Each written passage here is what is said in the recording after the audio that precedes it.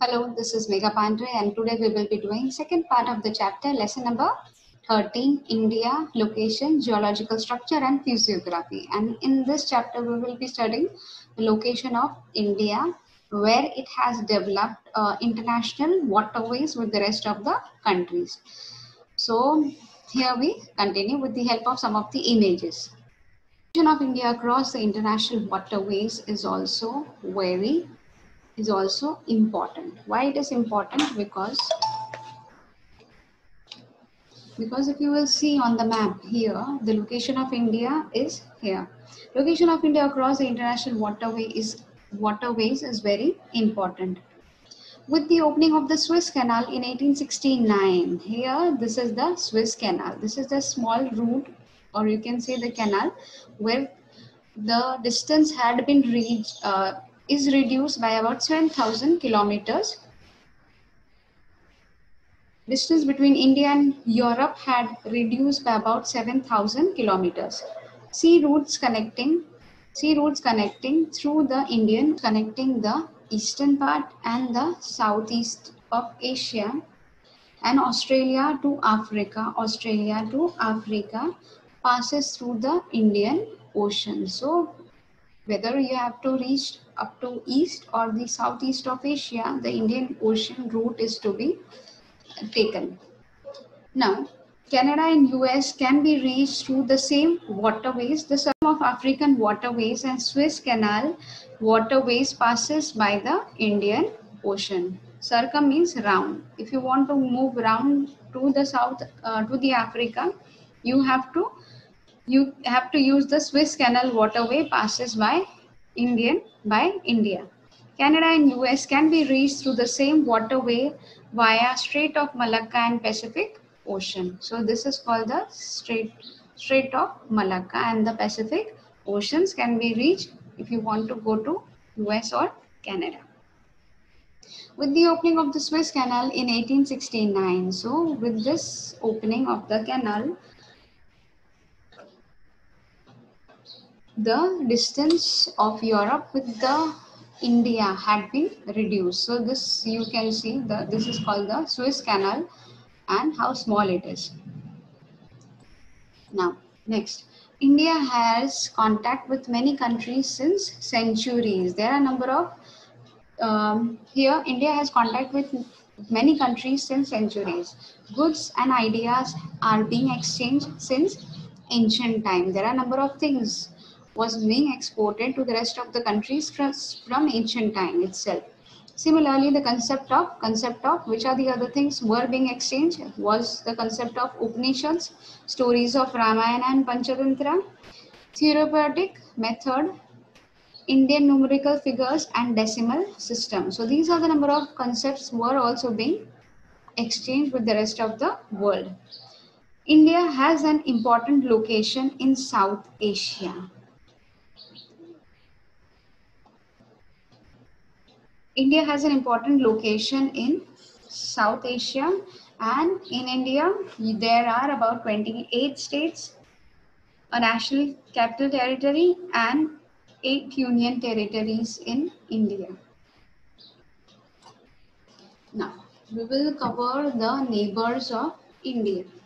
Now, in the neighbors of India, India has a common land boundary with Pakistan and Afghanistan towards the northwest, with China and Nepal and Bhutan in the northeast, and with Myanmar and Bangladesh in the east. So these are the number of neighboring countries. Okay, now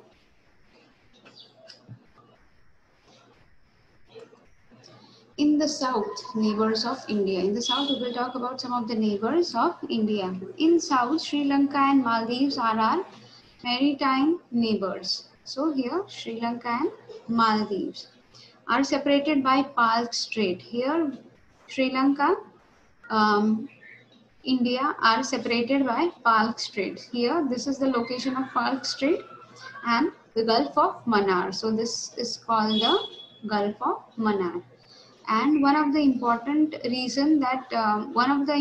thing to be discussed is that no ship can pass through these Falk Street and Gulf of Mannar, because there are some because it is not so deep. There are a number of reefs which are there, which doesn't allow the ships to pass through these route. Lakshadweep Island are located in the Arabian Sea. Here you can see Lakshadweep, while the Andaman and Nicobar are located in the Bay of Bengal. Okay. Now we will talk about the geological structure. Geological structure, we will talk about the geological structure, interior part of the earth. Now, the current physiography of India is the result of tectonic and crustal movement. So these are the on which the tectonical and the crustal movement of the earth takes place. Both the constructive as well as destructive, and both the impacts are there, either constructive or destructive.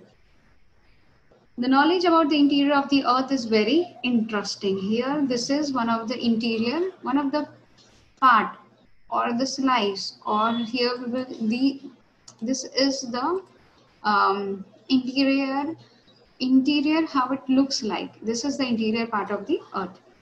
The knowledge about the interior of the earth is very interesting. The crust of the earth float over the semi-liquid rock of the asthenosphere. So this is called asthenosphere, and heat is generated due to the radioactive process in the interior of the earth. So because of the lot of heat which is there inside in the crust of the earth, it tends to reach the surface by generating conventional currents, and these heat sometimes come out of in the forms of currents.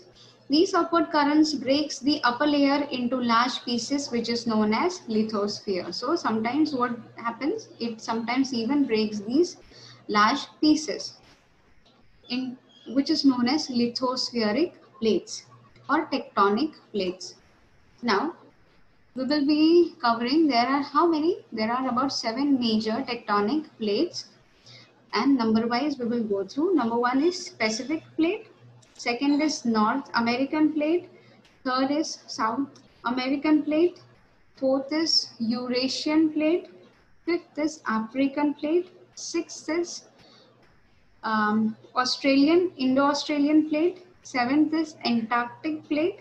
So these are the major plates. There are a number of major and minor plates, but these are some of the major plates. Now, at some places, these plates are drifting away from each other, which is known as divergent plates. So we will cover what is divergent and convergent.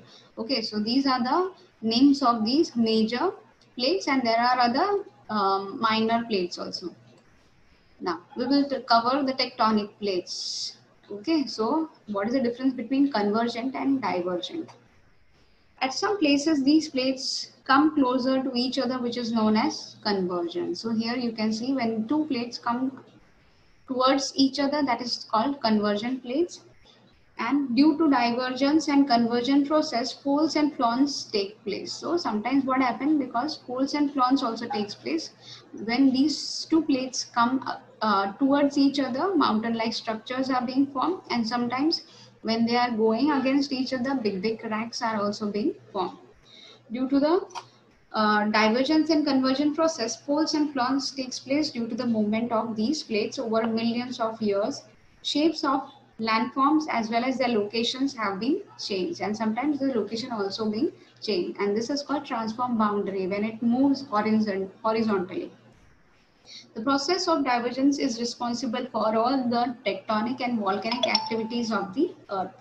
Wherever these drifting plates have collided with one another, it has resulted into mountain building process. And sometimes if two plates collided with each other, if they are collided with each other, then these mountains also are being made. Whereas these plates drift away, and drift away means, here you can see the picture.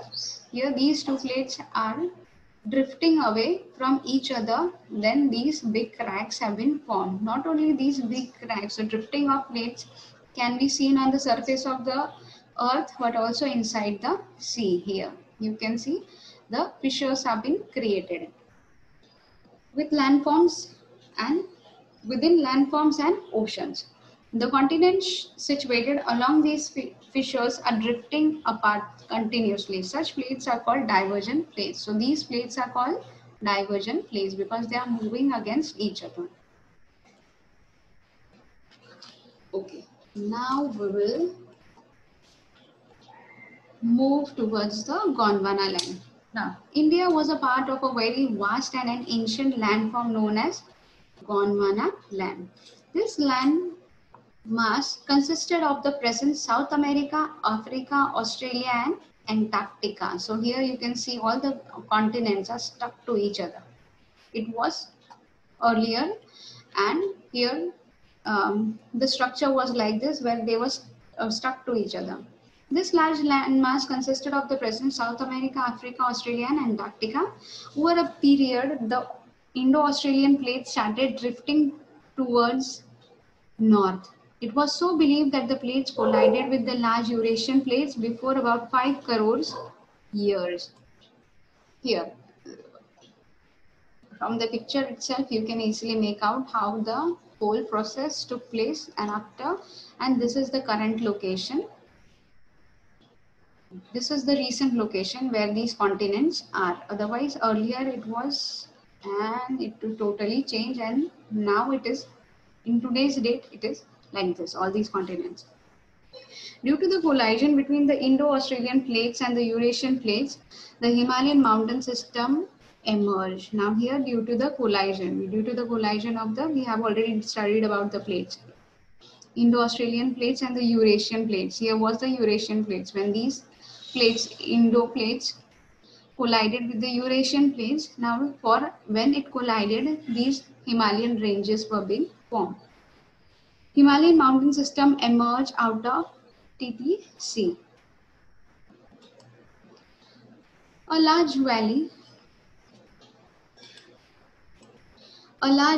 was formed to the south of the Himalayan system wherein alluvial deposits, sediments were deposited by the river flowing from north to south of its.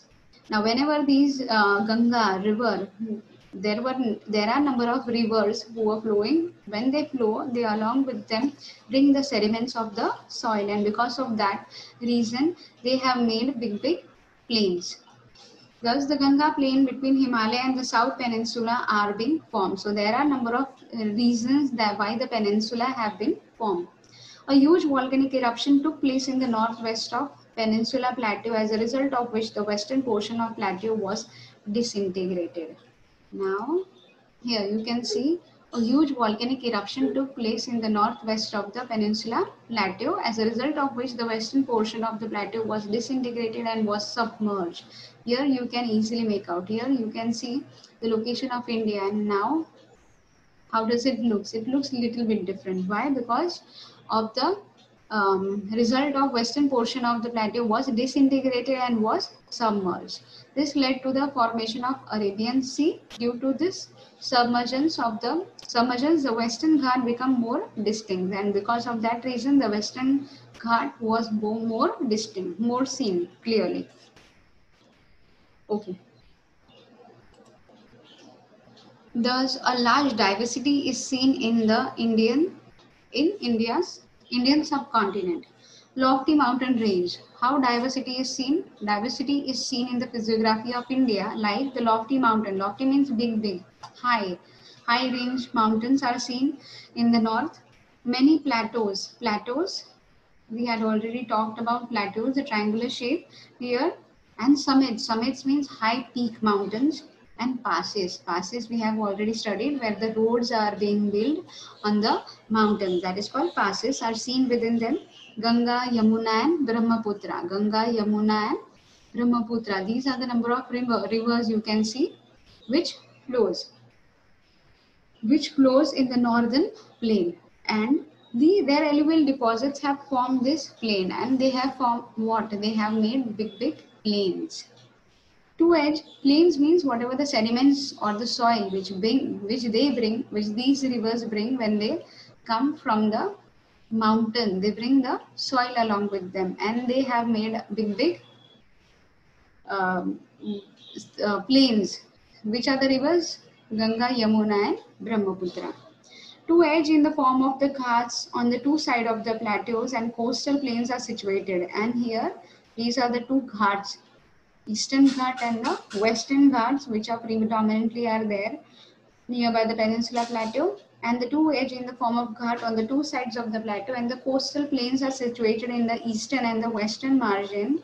And the coastal plains here you can see on both the side. Thus, India holds a diversified physiography. So, what kind? It has a diversified, a unique type of physiography is found in India. So, here I end up with the explanation of this part. Till then, goodbye.